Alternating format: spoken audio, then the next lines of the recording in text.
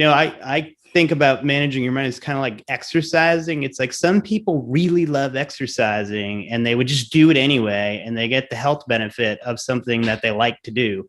I don't like exercising, ironically.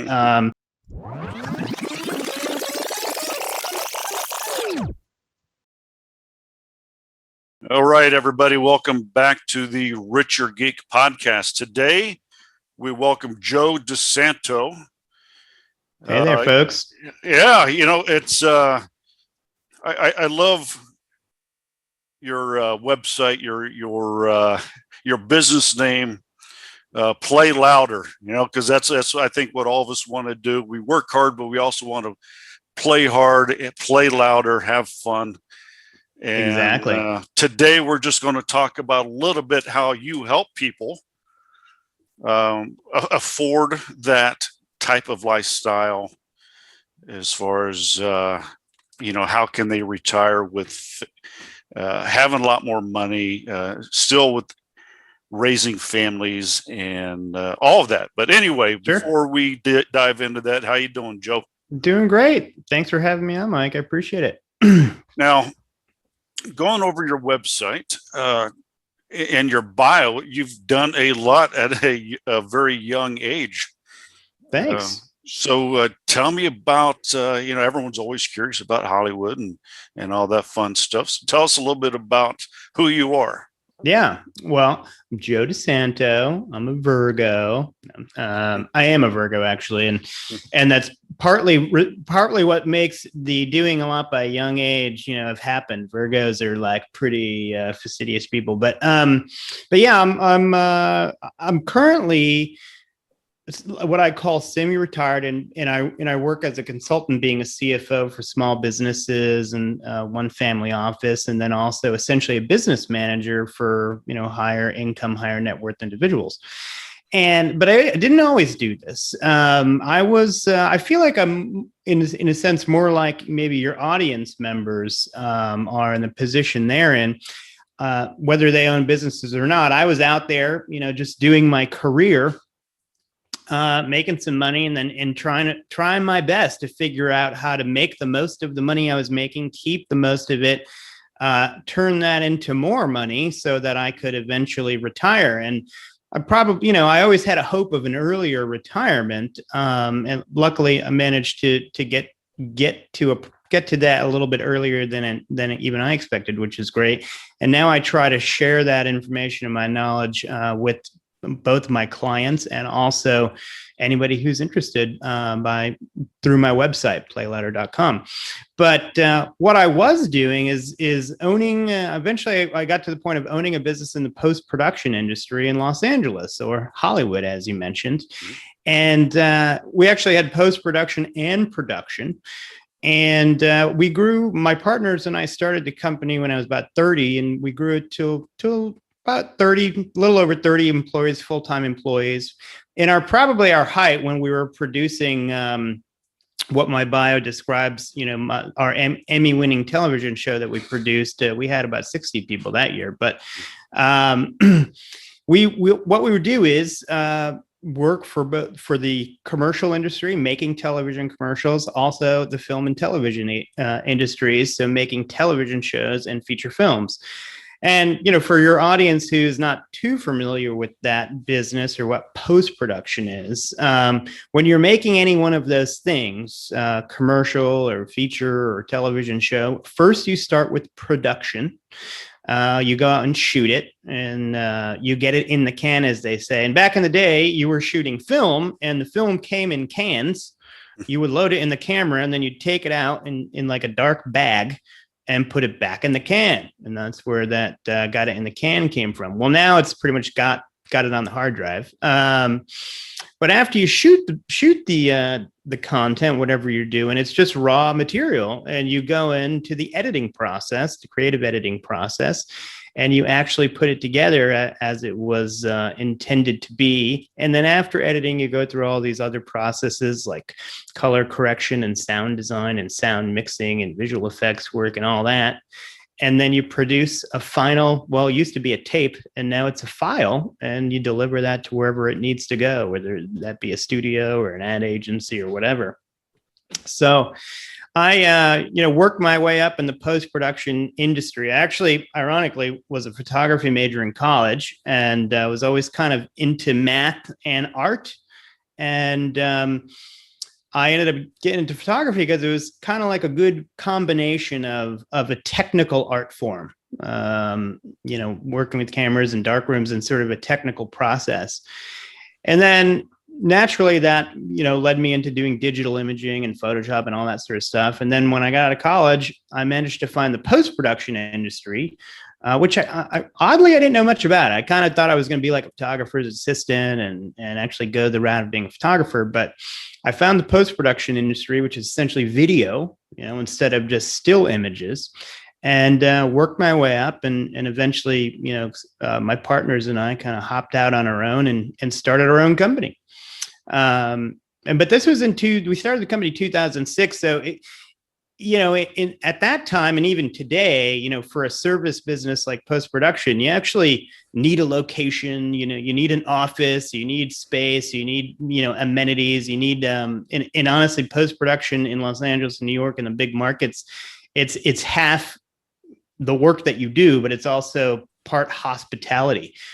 People come into your studio and the studio is beautiful. I mean, it's not like your regular office. It's like, a nice, awesome loft house. And we had a chef and a bar, and, we would really basically treat our clients, just amazingly well and cater to them and wait on them and try to provide like the most fun, enjoyable experience while they were working on their project with us. So it was a really interesting business. You being in the hotel business, know a little bit about hospitality, and it's got its unique kind of challenges and attributes as well. But it's a nice combination post-production of technical art. So it ultimately was like the perfect place for me to land in terms of a career. And we were luckily able to get the business going, and it managed to be a success. But it was a lot of fun, but it's a very demanding career. I mean, I feel like actually every career is a demanding career these days. It seems like whoever I talk to, they're all like, once you get up to a higher level and in a lot of responsibility, everybody seems to be working 60 plus hours a week. But essentially I did that, 60 plus all the time for years, but got tired. And then we had a kid. And I was like, holy moly, how do you do this now?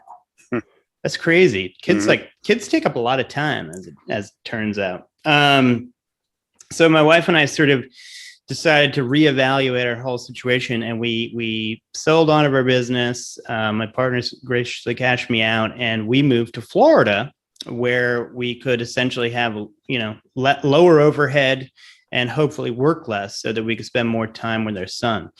But the reason we were able to do that is because I was always, into finance. I guess probably a lot like your listeners, if they're listening to this podcast and they're looking for unique investing ideas and trying to figure out how to make the most of their savings, I was just like them, and managed to make some good moves and figure out a few things. And doing that allowed me to compound the money we were saving and get it into a nice position where it's giving us a good portion of our income is coming from the passive income from our real estate.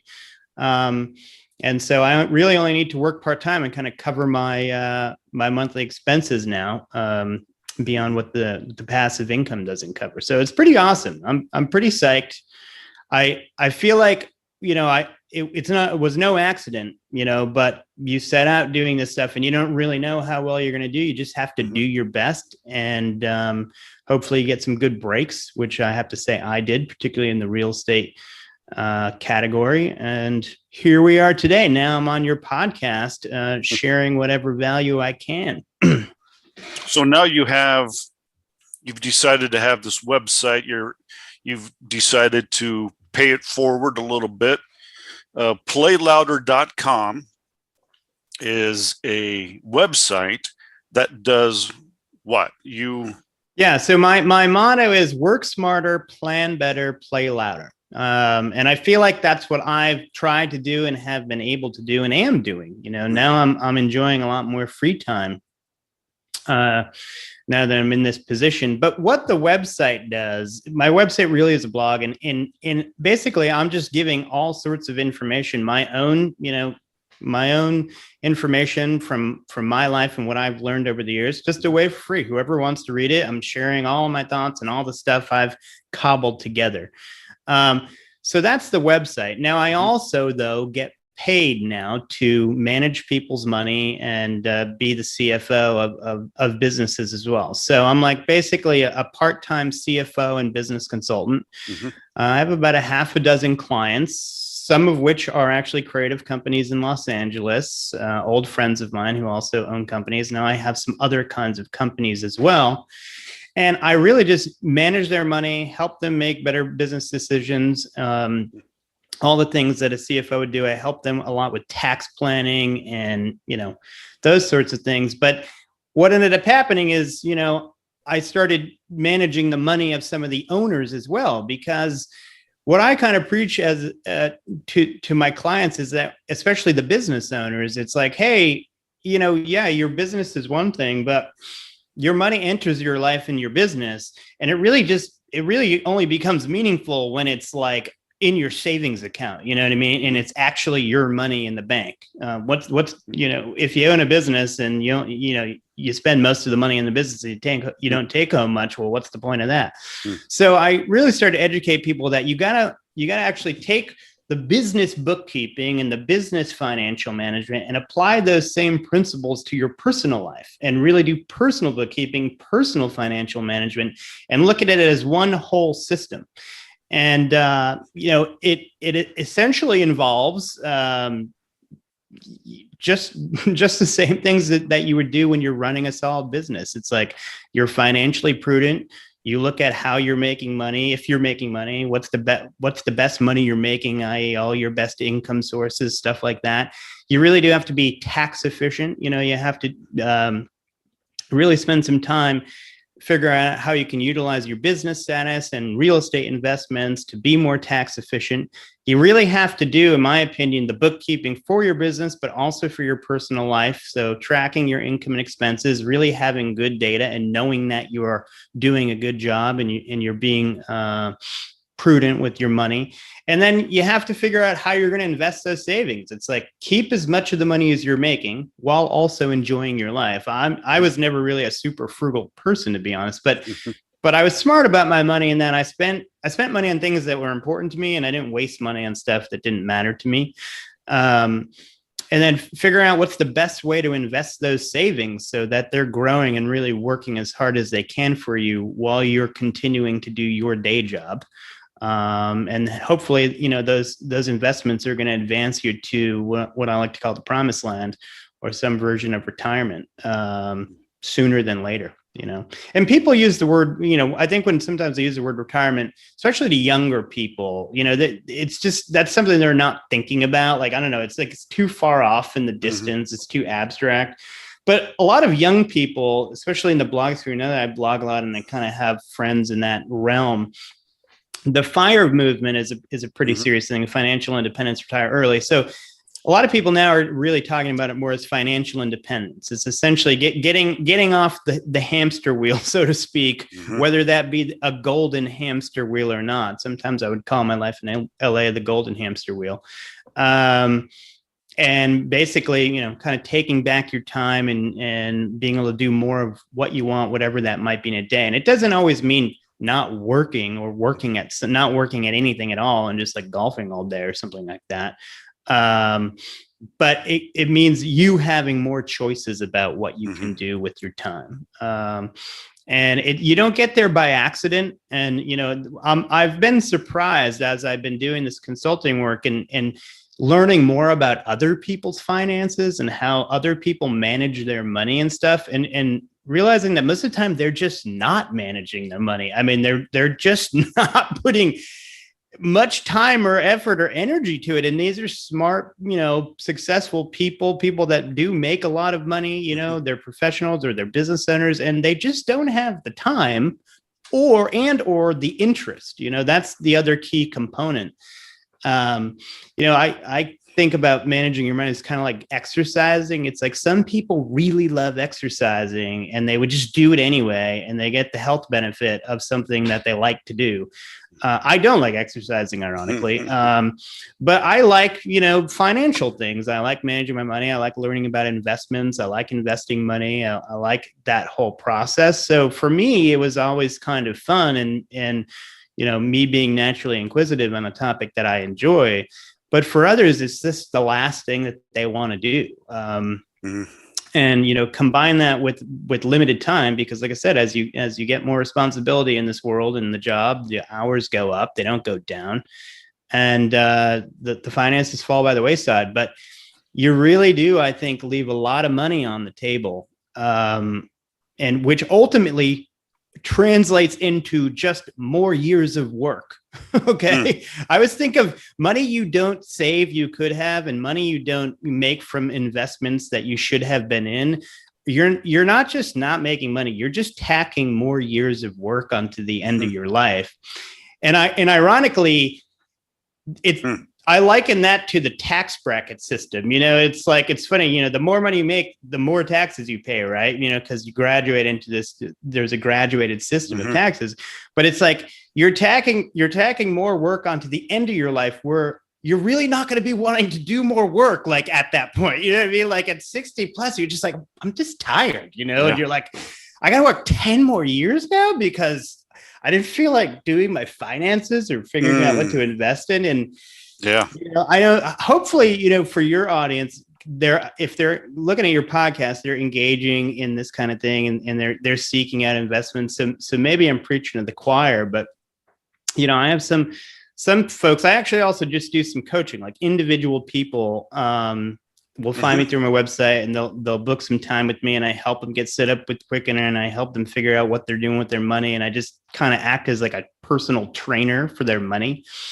Okay. But some of them, it's like they have a lot of savings, but they're just sitting in CDs. You're just like, wow. I mean, you got hundreds of thousands of dollars in CDs. It's like, I don't think that's going to cut it. I think you're going to have to get a little more creative than that. Or it's in their, 401k, it's in their IRA.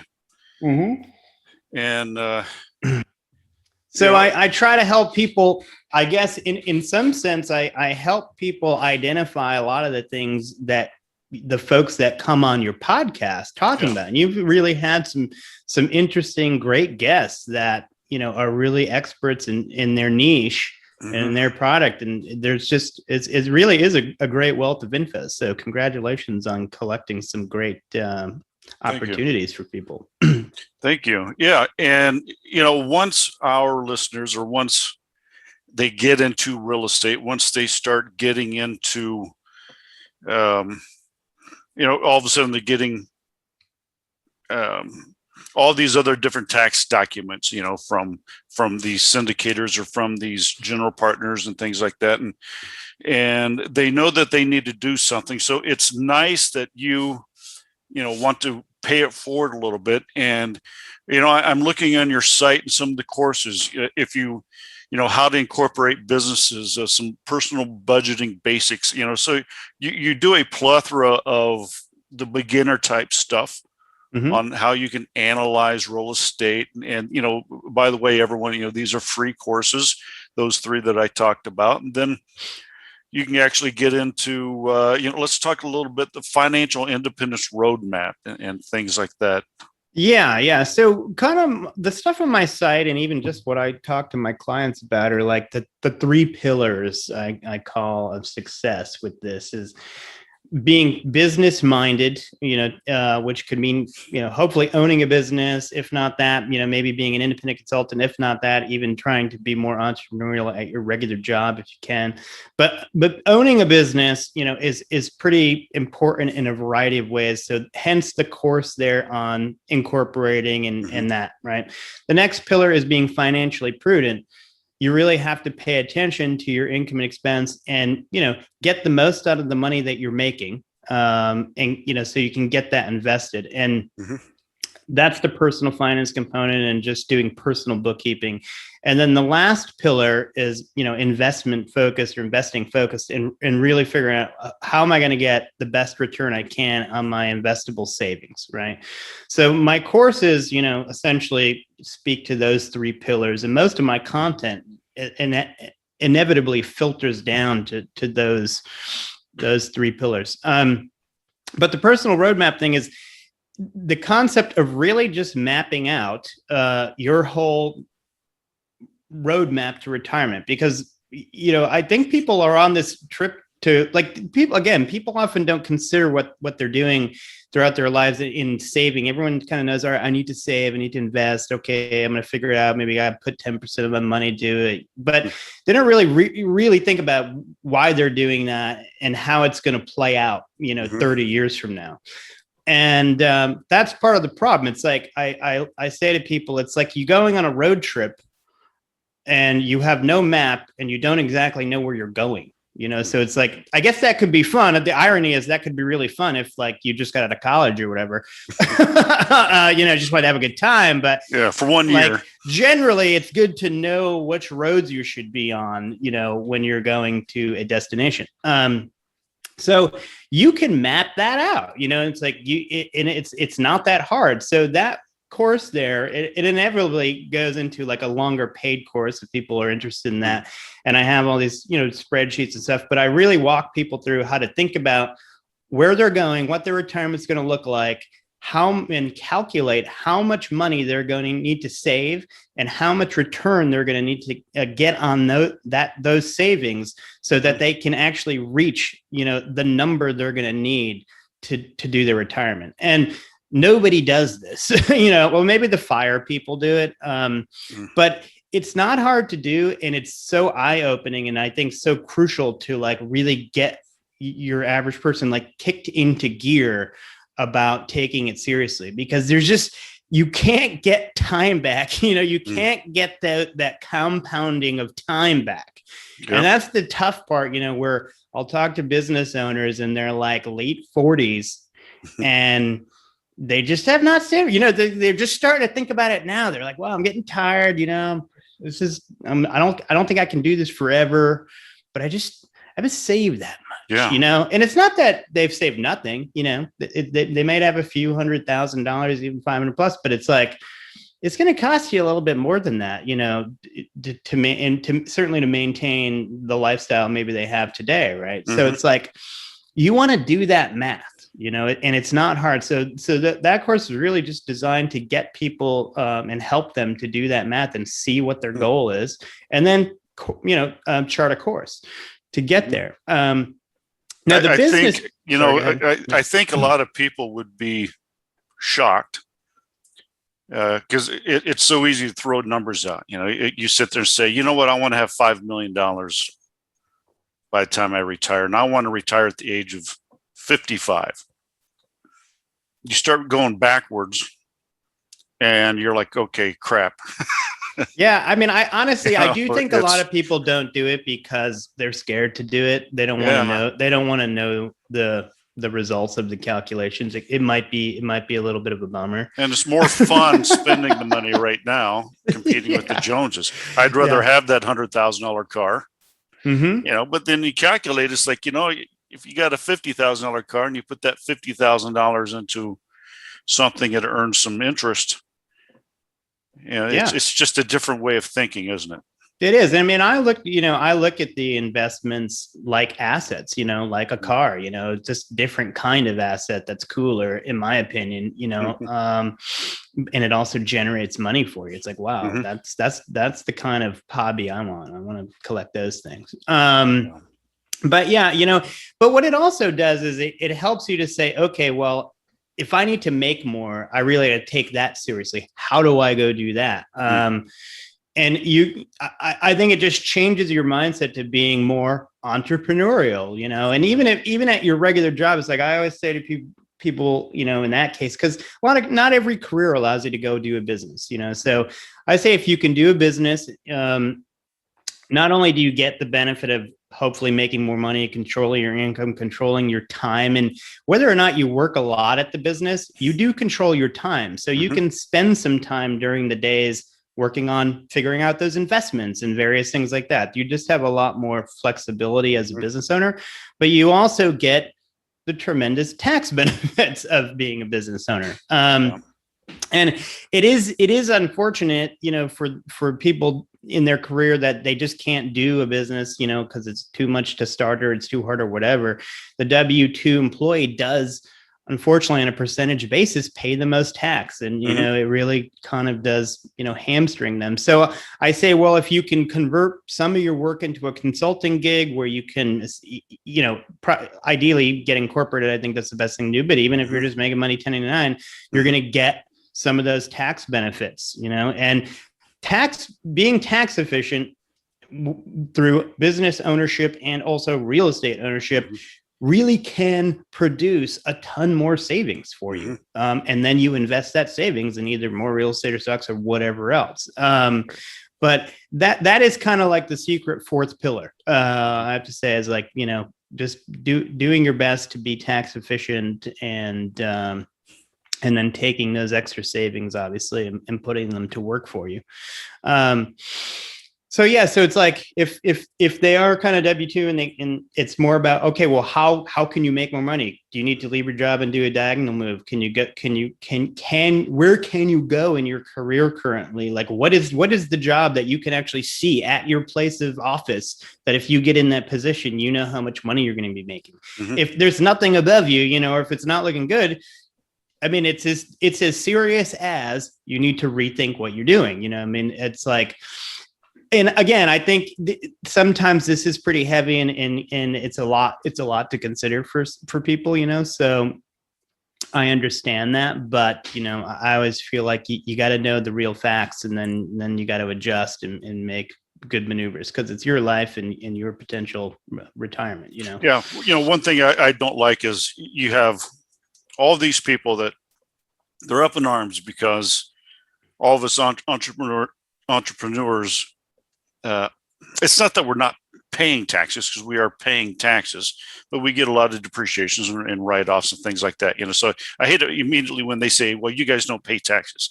I'm like, believe me, we pay taxes. We pay taxes, but we also are smart. And I don't like people that complain and bitch about all these things, but then won't do anything to fix it.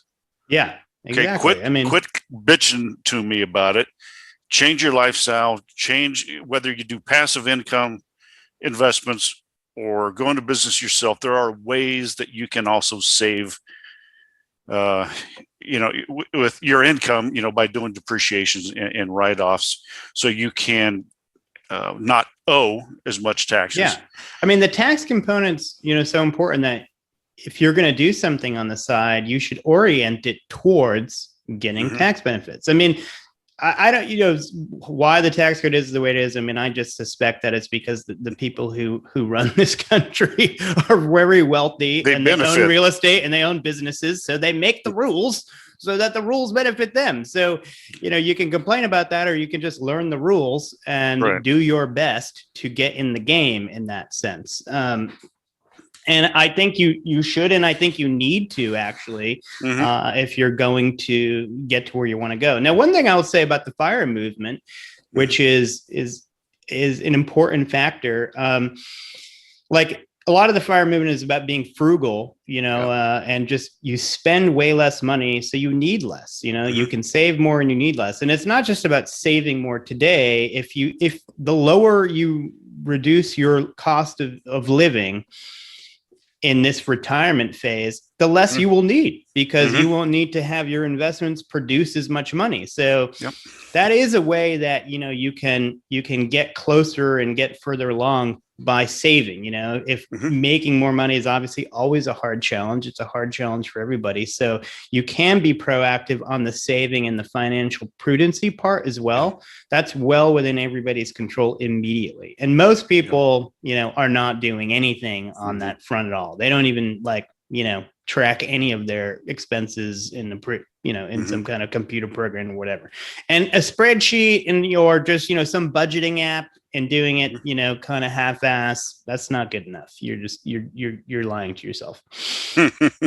So you allow people. I'm very rigid on this front. That's okay, because it's, you're telling the truth. It's, people, sorry, people that keeping up with the Joneses might be nice for the next 10, 15 years, but there's going to be guys like Joe and I that don't care what the Joneses do.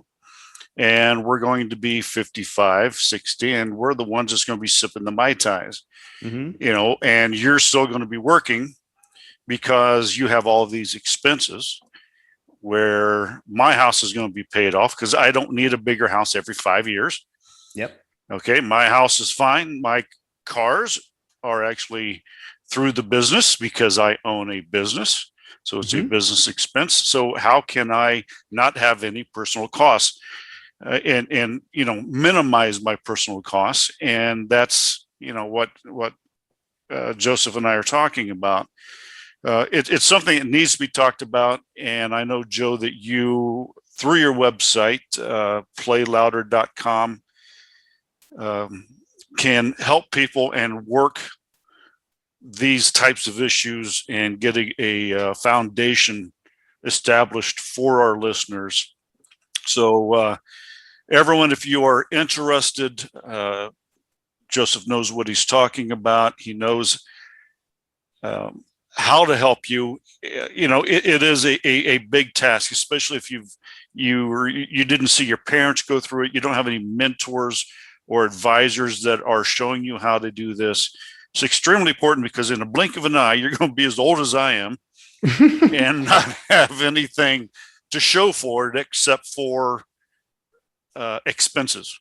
Yeah. I mean, I do think in some ways, not to be conspiracy sounding, but the system, it does kind of lead the average person down the road of a long life of work. I watched this TV show once. I can't remember what it was, but there was a character playing a really wealthy banker, like in the late 1800s. And he was talking about all these plans he had. And he said, we're going to need a compliant workforce to get this done. And I was like, that's really fascinating. But yeah, you do, and almost you need to engineer it so people pretty much will have to be on the teat, so to speak, for a long, long time. Like there's no, it sounds conspiracy like, but I really kind of believe that, I never put it past very, very, old wealth, and power to think like that. You know what I mean? So it's like, if you learn it from your parents. If your parents don't own businesses or anything like that, and you, like I said, you don't have any teacher, you kind of just go down the road,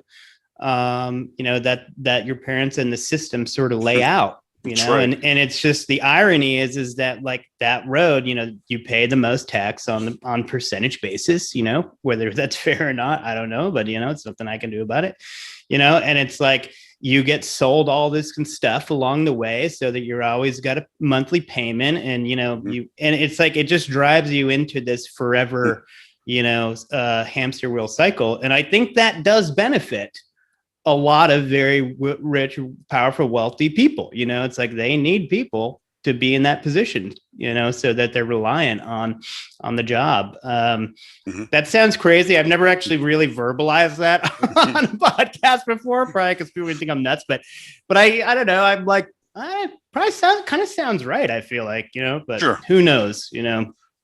Well, but the beauty is you can change it. That's the beauty of our system. You can actually just figure it out and go try other things, and get on the right side of it. That's the beauty of our country and the system. Well, that is we are allowed in the good old USA to change things if we don't like it, and be an entrepreneur instead of someone that makes someone else money. Yeah, and it's all been good. Well, Joe, I think we're running close on time. Sure. I appreciate it. Again, everyone, playlouder.com. And you can go in through and get some courses. You can go in and ask Joseph for some consulting. if you're interested about getting ahead in life, retiring early, and having more, I guess, Control over your life. control over your life. Even though I work a lot of hours, I control when I work. Mm-hmm. And then I can go golf if I want in the morning. Yeah, or I can work in my RV, or I can work up at my cabin. These are the different things. I'm still working, but I get to choose where, when, and I have more control, and I'm happier. That's what we all want, I think. Exactly. Well, Joseph, it's been wonderful having you on. Thank you for your knowledge and your time. Happy to be here. Have a great time. All right. Talk to you later, man.